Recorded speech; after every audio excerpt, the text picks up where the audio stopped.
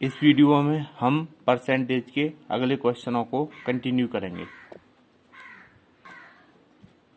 Question हमारे सामने है, किसी व्यक्ति के वेतन में पहले 20% की वृद्धि की गई और फिर इसमें 20% की कमी की गई, तो उसके वेतन में आने वाला परिवर्तन क्या है। तो देखिए इसे कैसे निकालेंगे। मैंने आपको एक तरीका बताया था ये कि वृद्धि और परिवर्तन के लिए ये दोनों बार वृद्धि हो तो x plus y plus x y upon 100, ठीक है। यदि इसमें एक बार वृद्धि एक बार कमी होती है, दूसरे बार एक नेगेटिव चिन्ह कर देंगे, ठीक है। और यदि दोनों बार कमी होती है तो दोनों बार नेगेटिव चिन्ह करते। तो इसमें क्या है, पहले 20% की वृद्धि तो 20 और फिर 20% की कमी -20 प्लस माइनस माइनस 20 इंटू 20/100 आएगा। 20 से 20 कैंसिल तो कितना, -4%, यानी 4% कमी। एक तरीका और है, मान लीजिए किसी व्यक्ति का वेतन 100 रुपये था। जब 20% की वृद्धि होगी तो 120 कितना हो जाएगा 100, और इसमें 20% की कमी तो कितना हो जाएगा 80/100। जैसे परसेंटेज निकालते हैं 100 से 100, 20 चौका 80, 20 पंजे 100, 5 से 24 बार, 24 चौका 96। यानी कोई वस्तु 100 रुपये थी, 100 से कितनी हो गई 96, तो कितने का लॉस होगा 4% कमी, ठीक है। अगला क्वेश्चन देखिए, किसी पुस्तक के मूल्य में पहले 25% की कमी कर दी गई और फिर 20% की वृद्धि कर दी गई, तो पुस्तक के मूल्य में शुद्ध परिवर्तन। एक तरीका बताया था मैंने, x plus y plus x y upon 100। तो पहले 25% की कमी तो -25%, फिर 20% की वृद्धि प्लस 20%, प्लस माइनस माइनस आएगा तो 25 इंटू 20/100 कितना होगा 20 पंजे 100, 20 पंजे 100, 5 25, तो कितना आएगा -25 कितना 50, माइनस के देखो 20 पंजे 100, 5 25, तो कितना हुआ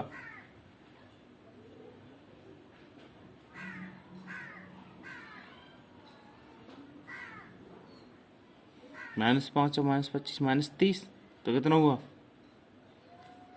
-10, तो यानी 10% की कमी, ठीक है। अब 100 वाले मेथड से निकालिए, 25% की कमी 100 है, तो 100 से 25% की तो कितना हो 75/100 इंटू फिर 20% की तो 120/100, 100 से 100 खत्म, 20 से काटो, 20 छिक्का 120, 20 पंजे 100, 5 से 15 बार, 15 छिक्की 90। कोई वस्तु 100 रुपये थी, वो 90 रुपये हो गई, तो कितने हुआ 10% कमी, ठीक है। अगला क्वेश्चन देखिए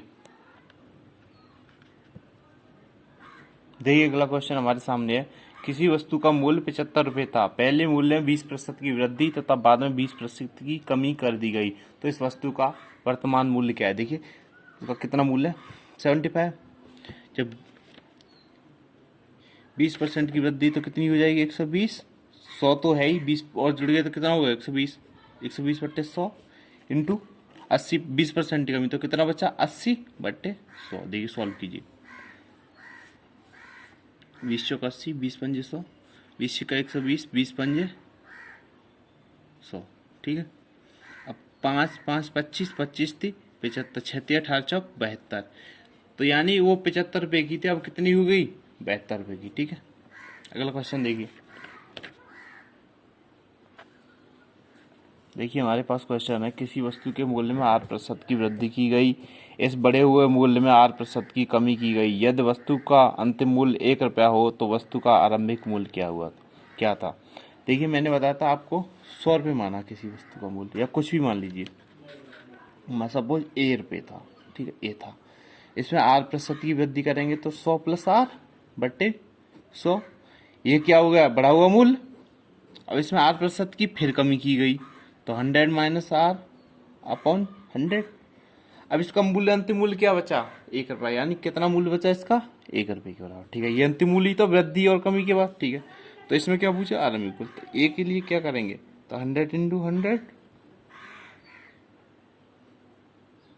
upon 100 plus R, 100 minus R, तो क्या आ जाएगा 10,000 बटे 10,000 माइनस R² रुपये। ठीक है, चलिए अगला क्वेश्चन देखते हैं। चलिए अगला क्वेश्चन है हमारे पास, किसी छात्र कॉलेज में छात्रों का अनुपात 3:2 है। यदि छात्रों के 20% तथा छात्राओं के 25% वयस्क हैं तो उन विद्यार्थियों की प्रतिशतता जो वयस्क नहीं है ज्ञात करें। ऐसा क्वेश्चन मैंने पहले भी आपको कराया था। छात्र छात्रा यानी बॉयज और गर्ल्स कितना अनुपात है? 3:2। इसमें 20% और 25% वयस्क दे रखे हैं, तो निकाल लीजिए जो वयस्क नहीं है। तो छात्र कितने होंगे वयस्क? 80%। और लड़की कितनी होंगी? 75%। और क्या पूछा है? जो अवयस्क नहीं है, तो कितनी मैंने बताया था आपको कि क्या होगा? 3 गुणा 80 यानी कितना हो गए? 240% हो गए टोटल वॉइस, प्लस लड़की कितनी? 2 इंटू 75% बटा टोटल कितना? 3 प्लस 2 कितना होगा? 240 प्लस 150 बटे 5, तो 240 और 75 कितना होगा? 390 बटे 5, तो कितने हो गए? 78% वयस्क नहीं है। ठीक है, चलिए अगला क्वेश्चन देखिए। यदि ए का 30% बराबर बी का 0.25 बराबर सी का 1/5, तो ए अनुपात बी अनुपात सी का मान बताइए। देखिए क्या दिया हुआ है हमारे, का को हम इंटू में लिखते हैं, ए इंटू 30% बा बी इंटू 0.25 सी इंटू 1/5। क्या करेंगे हम? तीनों में 100 से मल्टीप्लाई कर दीजिए। जब 100 से गुणा करेंगे इंटू 100 तो प्रतिशत हट जाएगा, यानी नीचे 100% का बटे 100 होता तो इंटू 30 हो जाएगा। 2 दशमलव में तो दशमलव स्थान हट जाएंगे। बी इंटू 25 100 से गुणा करेंगे तो क्या आएगा? सी इंटू 20। देखिए फिर 5 से भाग दे दीजिए तो क्या होगा? ए इंटू 6 बी इंटू 5 बराबर सी इंटू कितना? 4।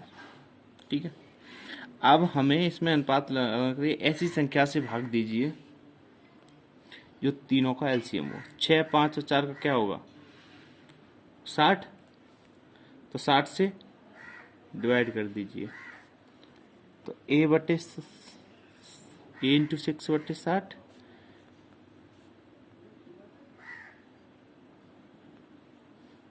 6 पंजे 30 चौका 120 यानी 6 दही 7 5 से 12 5 से 30 25 5 चौक 20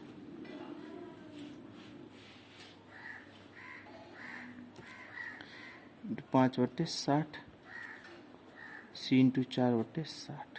तो 6 से 10 बार, 5 से 12 बार और 4 से कितना? 15 बार।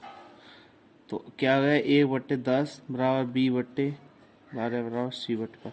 मैं आपको आगे अनुपात से समानुपात में बताऊंगा कि जैसे 3 संख्या ऐसे दी हुई A/B, A/ कुछ संख्या बराबर B/ कुछ भी हो, कुछ संख्या हो, और C/ कुछ, तो A और B का अनुपात वही होता है जो उसके नीचे होता है।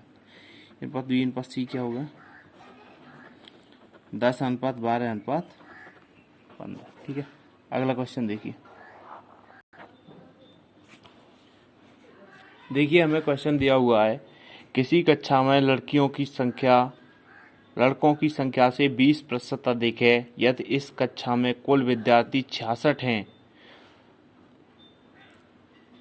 यदि कक्षा में 4 लड़कियां और भर्ती कर ली जाएं तो लड़के तथा लड़कियों की संख्या का अनुपात क्या होगा? देखिए सबसे पहले क्या दिया हुआ है इसमें, लड़के तथा लड़कियों की संख्या दी हुई है, उसकी लड़कों की संख्या 20% अधिक है। लड़कियों की टोटल विद्यार्थी कितने हैं? 66। तो हमें क्या करना होगा इसमें, फिर आगे क्या दिया हुआ है कि लड़कियों की संख्या यानी लड़कियों की संख्या 4 बढ़ा दिया, यानी मतलब 4 लड़की और भर्ती कर लेता है। तो इसमें हमें क्या करना होगा? सबसे पहले लड़के तथा लड़कियों की संख्या अलग अलग निकालनी होगी। मैंने बताया था आपको 20%। 20% का वैल्यू क्या होती है? 1/5। ठीक है, अब इसमें क्या दिया हुआ है? लड़कों की संख्या से लड़कियों की संख्या अधिक है। माना हमें लड़कियों की संख्या कितनी होगी? 5 यूनिट्स। ठीक है, तो लड़कियों की संख्या कितनी होगी? 20% अधिक है, यानी 5 + 1 कितनी हो जाएगी? 6। तो टोटल कितनी होगी 5 और 6 11 यूनिट। 11 यूनिट टोटल कितने विद्यार्थी 66, तो 11 यूनिट्स की वैल्यू कितनी 66, तो एक यूनिट की कितनी होगी 6। तो बॉयज और गर्ल्स, तो बॉयज हमारे 5 यूनिट्स हैं तो कितनी हो जाएगा 5 इंटू 6 कितने हो गए बॉयज 30, और गर्ल्स कितनी होगी 6 यूनिट यानी 6 इंटू 6 कितना 36। ठीक है, अब इसमें क्या बोला आगे देखिए, यदि कक्षा में लड़कियों की संख्या लड़कियां 4 और भर्ती कर ली जाए तो यानी लड़कियां कितनी हो जाएंगी 4 बढ़ाने के बाद 36 और 4 40। ठीक है, गर्ल्स कितनी हो गई 40, तो लड़के तो लड़कियों की संख्या बढ़ाई और लड़के तो कितने रहेंगे 30 ही रहेंगे।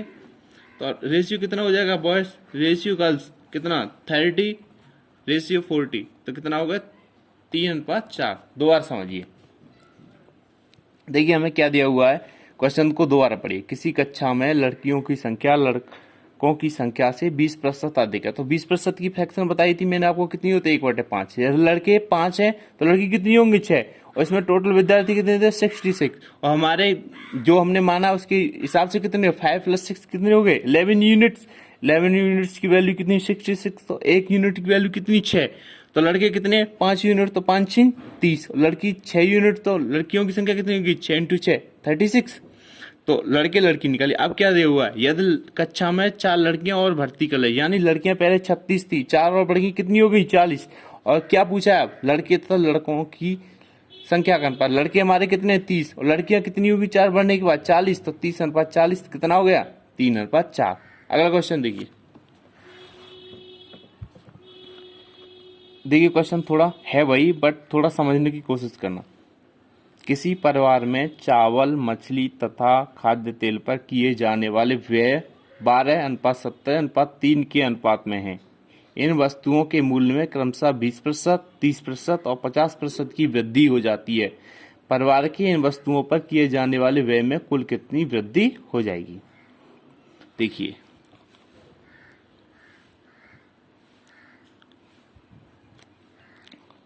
चावल 12:70:3, ठीक है, इनमें कितनी वृद्धि हुई 20% की, 30% की और 50% की। ठीक है, ऐसे क्वेश्चन मैंने अभी आपको कराया था। तो क्या होगा, तो चावल ये मछली है और ये क्या है खाद्य तेल। चावल पर कितनी परसेंट वृद्धि होगी 12 इंटू 20%, मछली पर कितनी होगी 17 इंटू 30%, और खाद्य तेल पर 3 इंटू 50%। ठीक है, टोटल कितनी होगी इतनी। और यदि हम एवरेज निकालेंगे तो जो मछली का है इससे भाग दे देंगे 12 + 17 + 3। ठीक है, देखिए 12 दूनी 24, तो कितना हो गया 240 + 17 थी 51 कितना 510 + 50 दिया 150। ठीक है,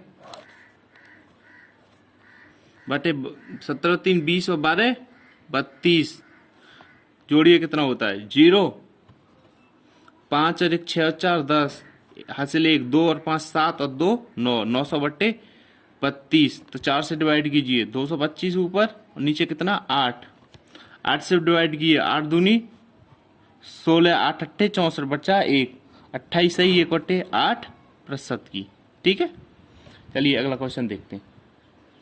दोबारा समझ लीजिए एक बार।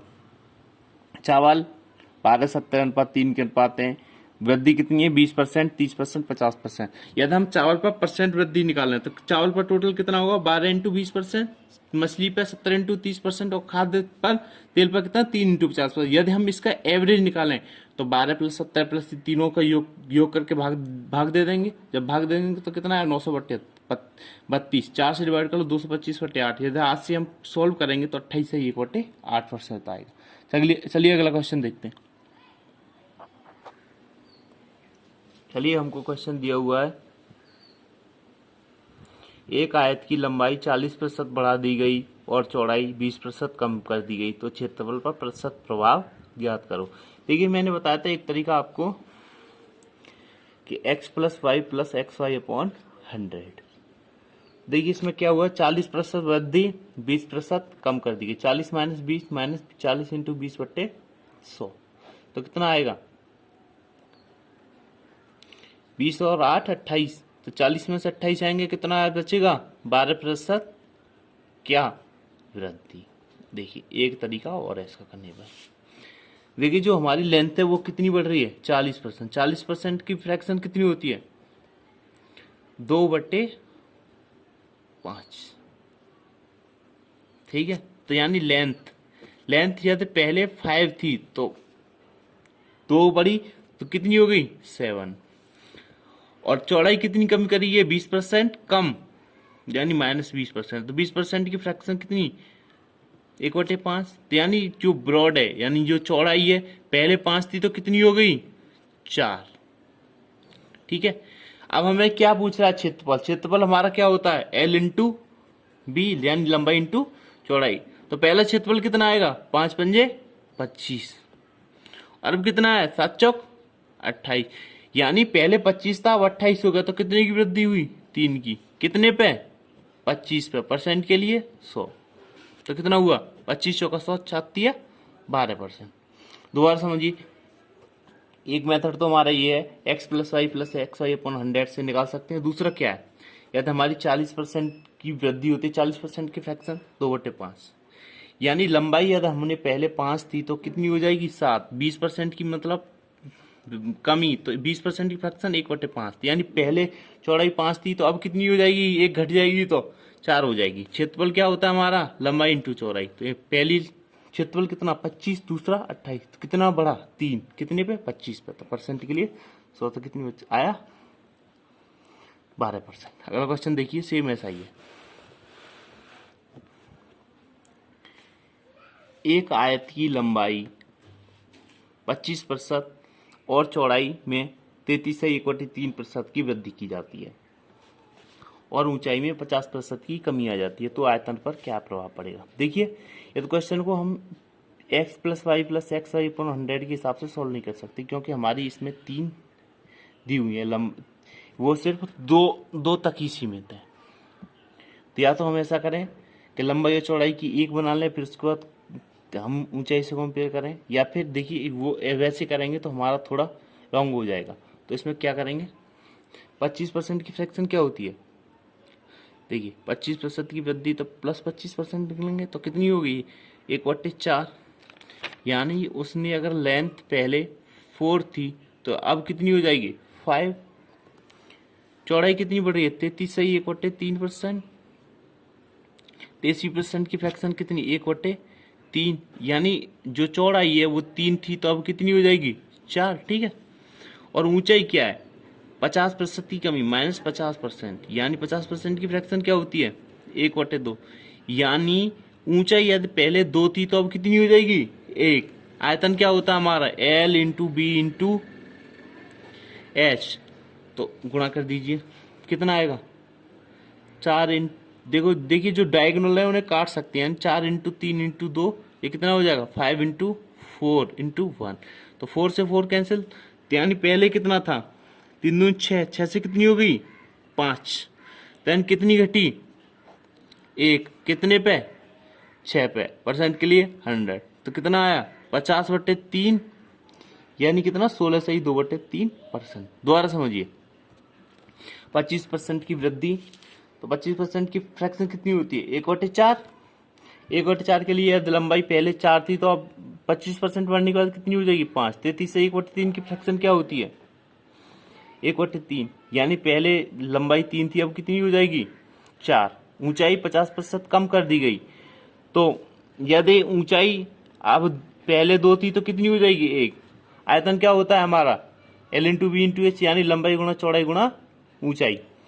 तो जो डायगोनल है उन्हें काट सकते हैं, 4 से 4 कैंसिल हो जाएगा, तो कितनी 6 से कितनी 5, कितनी घटी 1, कितने पे 6 पे, परसेंट के लिए 100, तो 50/3 कितना 16 से 2/3% की कमी। ठीक है, अगला क्वेश्चन देखते हैं। देखिए क्वेश्चन हमें दिया हुआ है एक सिलेंडर की त्रिज्या 150% तक बढ़ाई जाती है और इसकी ऊंचाई 20% कम की जाती है, तो इसकी मात्रा में प्रतिशत वृद्धि क्या है? सिलेंडर, देखिए इसमें हमें दिया हुआ है cylinder.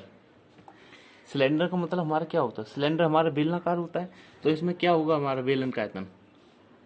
Pi are square H. ठीक है, इसमें क्या बोला गया है कि सिलेंडर की त्रिज्या 150% तक बढ़ाई जाती है। 150% की फ्रैक्शन क्या होती है? 50 से काटेंगे, 50 × 150, 50 दूनी 100, तो कितनी होगी? 3/2,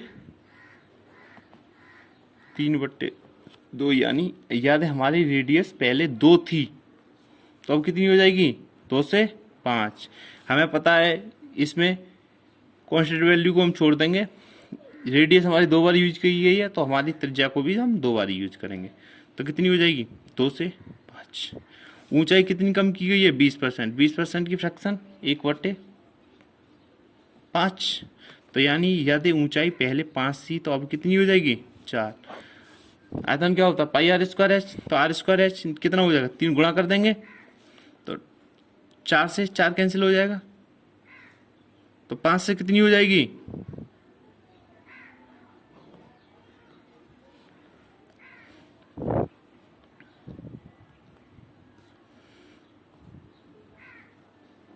सॉरी, कितनी हो जाएगी? 4 से 4 कैंसिल हो जाएगा और 5 से 5, तो यहाँ कितना बचा? 1। 1 से कितनी? 5। कितनी बड़ी? 4 बड़ी। कितने पे? 1 पे। परसेंट के लिए 100, तो कितना हो गया? 400%। दोबारा देखिए, ऐसे क्वेश्चन हमें एग्जाम में अक्सर देखने को मिलते हैं। 150% वृद्धि तो 3/2, तो रेडियस कितनी होगी? 2 पहले मानी हमने, तो फिर 2 से कितनी हो गई? 5। चूंकि बेलन का आयतन पाई आर स्क्वायर होता है, एच होता है, यानी त्रिज्या को 2 बार यूज किया जाता है, तो हम 2 बार यूज करेंगे रेडियस को, 2 से 5। ऊंचाई में कितनी कमी? 20%। 20% की फ्रैक्शन 1/5, यानी 5 से कितनी हो गई? 4। हमारा आयतन क्या होता है? पाई आर स्क्वायर एच, तो आर स्क्वायर गुणा कर देंगे तो दो डायगोनल उन्हें काट सकते हैं, 2 2 4, ये कट गया, 1 5 से 1 5, इधर क्या बचा? 1, इधर क्या बचा? 5। 1 से कितनी बड़ी? 5। कितनी बड़ी? 4 बड़ी। कितने पे? 1 पे। 4/1 × 100 कितना? 400%। चलिए अगले क्वेश्चन के लिए अगली वीडियो में मिलते हैं।